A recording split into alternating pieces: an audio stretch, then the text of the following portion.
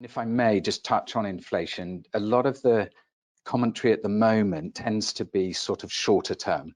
A lot of people still believe that inflation will be transitory and not structural. Now, if you look at the long-term drivers of inflation, it is that cheap labor.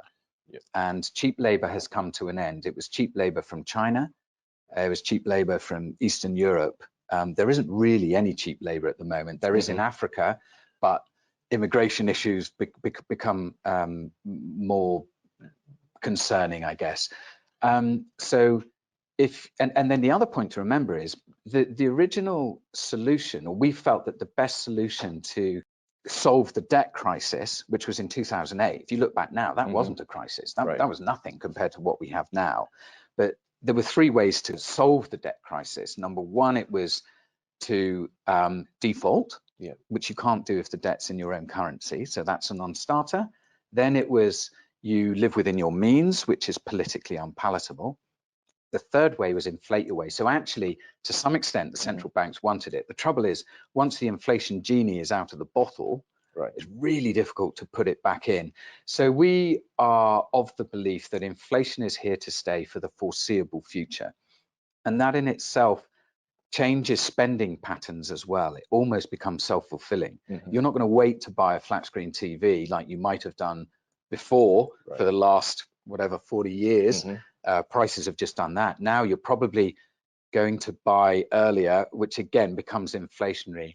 Now, if you think of our portfolio, how do you mitigate against inflation? There are a few ways of doing it. Number one is you buy companies that have pricing power. And you can see that by the gross margins that these companies have. And we have about a quarter of the portfolio in consumer companies with very high gross margins. Now, sometimes there's a delay. You get input costs going up. They can't increase prices straight away. Supermarket businesses, really good inflation hedges. You go to the supermarket, they work with negative working capital. So they're paying their suppliers a lot later than you as a customer are going to pay for your goods. They can put the prices up immediately. So, you know, we have exposure in Taiwan to a company called Unipresident Enterprises that has supermarket businesses. So that does well.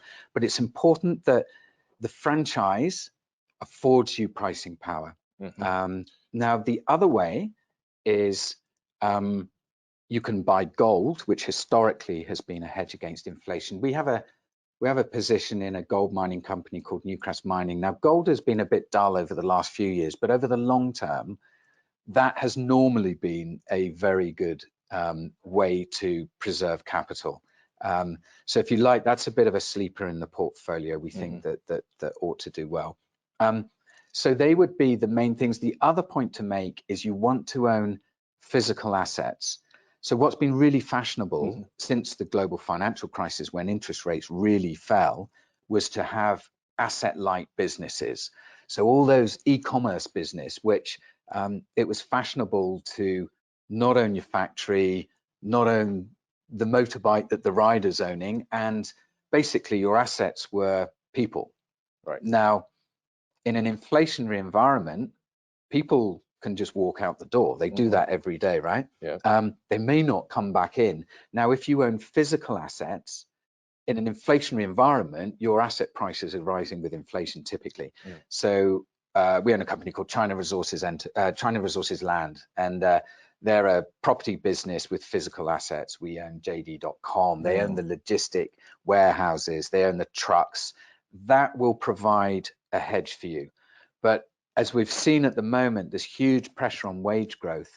So a lot of the companies that are, if you look at, say, employment cost to revenue, all those e-commerce businesses, then a lot of them are probably going to continue to struggle in this new world.